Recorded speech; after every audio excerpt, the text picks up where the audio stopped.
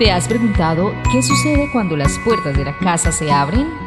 Encuentras un universo diferente, brillar al ritmo de la percusión, experimentar el sonido del piano, la delicadeza del ballet, la magia de la lectura y admirar la historia y sus exposiciones. La Casa de la Cultura es una nota. Hola, ¿qué tal amigos? Bienvenidos a este capítulo de la Casa de la Cultura es una nota, proyecto apoyado por el Ministerio de Cultura.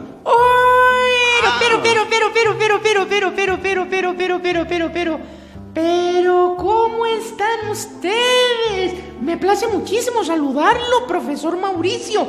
¿Cómo me le ha ido a usted hoy? Muy bien, Culturito. De igual manera, feliz de tenerte aquí y a estos compañeritos que nos están viendo para darles unas cuantas notas de cultura, sobre todo en percusión. ¿Sabes, Mauricio, que ya es muchos los niños, los jóvenes, los adultos, los abuelos, los tíos, los perros, los gatos que están entrando a nuestro canal de YouTube de la Casa de la Cultura es una nota a mirar todas las noches estos programas tan bonitos que tenemos de este proyecto que es apoyado por el Ministerio de Cultura, donde todos comparten lo nuestro y lo manejamos nosotros aquí en la Casa de la Cultura, que es una nota. Bueno, hoy, profe Mauricio, vamos a hablar de cosas importantes de la percusión. ¿Con qué vamos a comenzar? Muy importante, Culturito. Hoy tenemos un protagonista que nos llama mucho la atención a todos. Nos atrapa con sus sonidos y sobre todo con su imponencia. Ese instrumento es la batería. No me haga reír, profesor, que hoy vamos a hablar de las ollas, de los platos, vamos a hablar de la cocina, de los tenedores, de los cubiertos, de las cucharas. No me diga que es ese. No, Culturito. Bueno, generalmente conocemos como batería ese tipo de cosas que tú acabas de decir, pero eso son las baterías de la cocina y tiene mucha relación con la batería. ¿Por qué? Porque cuando hablamos del término batería nos referimos al conjunto de varias cosas, pero en este caso vamos a referirnos al conjunto de instrumentos de percusión. Claro, los instrumentos de percusión son muchos, o sea que podemos hablar de una batería que lo componen muchísimas cosas. Lo que pasa es que yo me estaba acordando de que hay veces yo le cojo a mi mamá, le cojo las ollas, le cojo los trastos y comienzo a pegarles con el molinillo de batir el chocolate y entonces eso me produce música, pero esa no es la batería que vamos a hablar hoy. Vamos a hablar de la batería en la cual usted es muy especialista, profesor Mauricio. Exacto, vamos a tocar ese maravilloso y místico tema del origen de la batería y vamos a hablar desde que se inició hasta que terminó, cómo empezó la batería y cómo termina o cómo la conocemos hoy día. Bueno, entonces hablemos de esos inicios de la batería, porque esto es muy importante para esta gran familia que se reúne con nosotros a mirar estos capítulos y aprender muchísimo con la gente de la Casa de la Cultura, que es una nota. Muy bien, entonces, Culturito, niños y demás, tomen nota, porque lo que se viene es muy interesante. Resulta que en el origen de la batería viene desde un tambor que nació 5,000 años antes de Cristo, imagínate. Uy, pero toda esa cantidad de años, profe. Exacto. Resulta que ese tambor se mantuvo en esa estructura, era muy sencillo, como podemos ver, demasiado sencillo, pero tuvo una adaptación en diferentes partes del mundo. Por ejemplo, los chinos le hicieron unas variantes para lo que ellos necesitaban y querían. Claro, es que los chinos necesitaban escuchar una música que fuera como sus ojos, así, rasgaditos. Exacto, y allí también podemos incluir a la cultura azteca, que era una cultura muy misteriosa y muy inteligente. ¡Ay, vámonos pa' México, pues! Entonces, hablemos de los aztecas. Órale, güey, claro, mira, el impacto que tiene la música, la percusión, que desde el continente que viene hasta donde ha venido. Bueno, pero volvamos a este tambor milenario que les contaba. Empezó con un tambor muy sencillo, el cual, como les dije, fueron adoptando las culturas asiáticas y aztecas, entre otros, a su idiosincrasia, a lo que ellos necesitaban. Este tambor fue evolucionando poco a poco hasta que se logró el sonido grande y muy grave que se estaba persiguiendo. Entonces, y entonces utilizaban las pieles de los animales para fabricar estos tambores, profe Mauricio. Claro, Culturito. Resulta que este tambor nos dio origen a otro tambor que se llamaba la tarola. La cacerola. No, la tarola. No, con la T. tarola. Exacto. Muy Y mira, la tarola era un instrumento redondito con una caja donde era profunda y repercutía sonidos muy fuertes. Pasó el tiempo y cada una de las personas, como el humano es tan curioso, quiso ir evolucionando hasta que terminó en el tambor redoblante que conocemos hoy día. Pero por acá les traigo un compañerito, un instrumento. Pero, ay, mire cómo yo me quedo pensando, mire, yo me quedo pensando y pienso en esas cosas maravillosas de la percusión. ¡Ay! Mira, trajo una tarola usted. A ver, muy bueno, me gusta que te hayas confundido porque así podemos aclararle más a los niños y a todos nuestros espectadores. Una tarola es algo así, esto es una pandereta, pero la tarola es más grande. Sino que la pandereta, de origen griego, también nos dio este aporte, en el cual, si podemos verlo de esta forma, parece un redoblante, y de esta forma parece una hermosa pandereta, la cual es una pandereta y sus cambios han sido muy pocos. Imagínate la inteligencia de aquella gente. ¡Ay! Venga. ¿Y cómo suena la pandereta? La pandereta tiene un parche, como tú lo dijiste, de animal, un parchecito de animal, aquí como lo puedes ver, y viene con unos aros metálicos que producen los sonidos brillantes. En el parche podemos jugar y ella se combina o se acompaña con aquellos aritos que tiene allí. Espere, a ver. Oh, yo me sé una canción.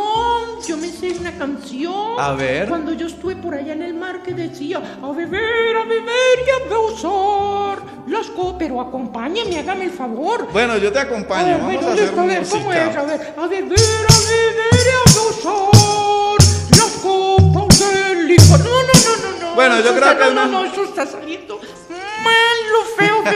Mejor sigamos hablando Sí. de la pandereta, si no. Yo creo que como cantante te va muy bien presentando programas, Culturito. Ahora, quería comentarte lo que pasa después de esto, de que ya tenemos el redoblante. Resulta que el redoblante tuvo tanta aceptación por la sociedad y tanto cariño que llegó un momento en que también se vinculó a las bandas de guerra o a los batallones militares en la época de guerra. Los redoblantes. Trarán. Ese mismo. ¿Y cómo es esa vaina que lo incorporaban a los ejércitos, profe Mauricio? Bueno, eso es un cuento bastante larguito, pero lo vamos a resumir. El ejército adoptó este instrumento para marcar ciertas señales, tales como disparen los cañones o la avanzada de algunos equipos o batallones. Y sobre todo, por más importante, marcaba el ritmo de la marcha. Algunos dicen que cuando tenían tantos tambores, intimidaban al enemigo. Y cuando llegaban al punto, el enemigo se había rendido pensando que era un batallón inmenso. Y resulta que eran la bulla de los instrumentos. Oiga, pero entonces la percusión ha sido utilizada como una estrategia de guerra, entonces. Sí, nació como una estrategia de guerra y también de comunicación. Se comunicaban entre otros. No sé si tienes el ejemplo de las señales de los indios con los tambores que empezaban a llamarse. Es un medio de comunicación muy efectivo en esos tiempos. Exactamente, y también lo combinaban, nos cuenta la historia, con señales de humo también. Exacto. Pero por allá en el África algunas tribus africanas utilizaban algunos troncos muy grandes y eran como unos códigos que manejaban para la utilización de una especie de lenguaje de comunicación. Claro, y esos códigos, como tú lo dices, algunos significaban guerra, algunos significaban un ritual, o muchas veces se llamaban entre sí. Y cada persona o cada indio, por decir así como estamos en ese ejemplo, reconocía esos sonidos y sabía qué querían decir, como si fuera una clave Morse. Oiga, esto de la percusión es una cosa sumamente interesante. Bastante. A ver, entonces, ¿qué más podemos hablar de estos temas de la percusión que son tan bonitos y que tantos niños vienen aquí a la Casa de la Cultura de Buga a aprender a tocar los tambores? Claro, Culturito, sigamos entonces hablando del redoblante, ya que fue la base o lo que inspiró para llegar al elemento de la batería que conocemos hoy.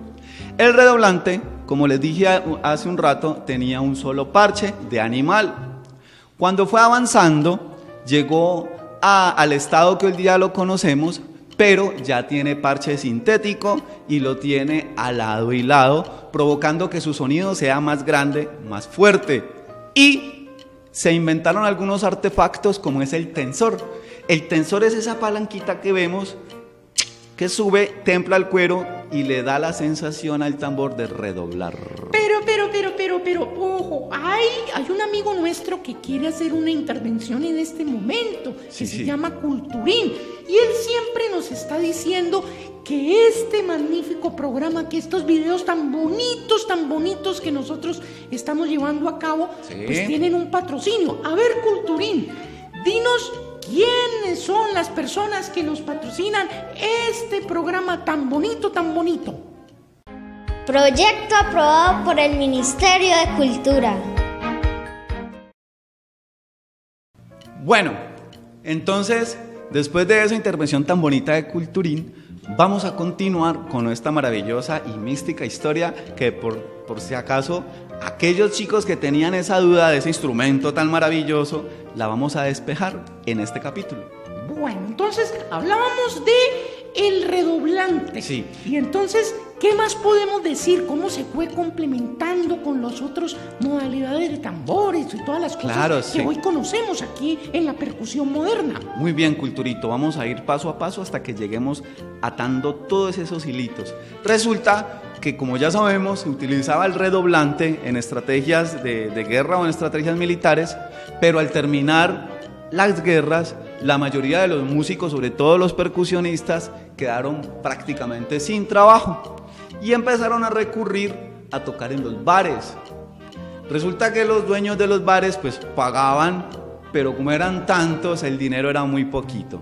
Y aquel dueño de la orquesta, por decir así, o de ese grupo, se le ocurrió que iba a tener que sacar uno de los percusionistas y a uno de ellos les iba a empezar a aprender a tocar dos instrumentos a la vez.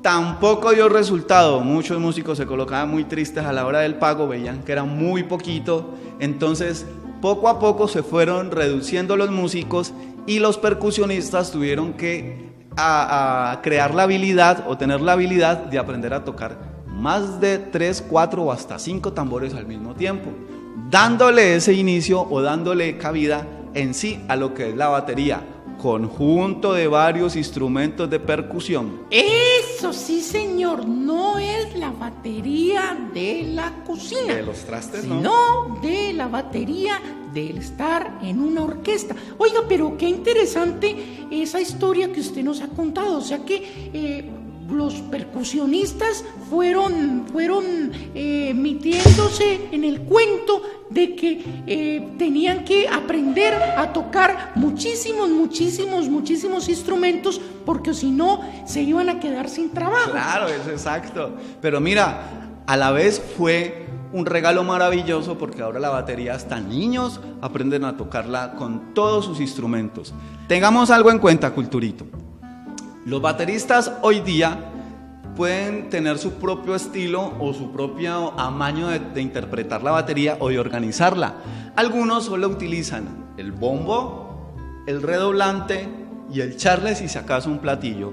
Y otros utilizan muchas cosas, demasiadas, las baterías con muchos platillos, con muchos bombos, algunos con un doble pedal, y otros solamente se dedican, como les dije, a mantener el ritmo. Otra cosa que tenemos que ver, Culturito, es que la esencia de la marcha militar se mantuvo. Y eso es lo que marca el ritmo y no hay ninguna diferencia. Si podemos ver hoy día, la batería lo que marca es el ritmo basado en dos tambores, el bombo y el redoblante, marcando casi siempre un chispum, chispum, chispum. Pero con ese chispum, chispum, chispum, chispum, ya nos dice producción que se nos está acabando el tiempo y entonces para un próximo capítulo vamos a seguir esta maravillosa historia de los instrumentos de percusión en este maravilloso proyecto que se llama La Casa de la Cultura es una nota y que viene con el apoyo del Ministerio de Cultura. O sea, profe, vámonos despidiendo. Vámonos, ¿qué tal si nos despedimos? Yo toco y tú bailas. Muy bien, sí, Ahí señor. Vamos. Entonces vamos a mirar cómo suena esto y vamos con esta cancioncita y nos vamos despidiendo. Y 1, 2, 3, va.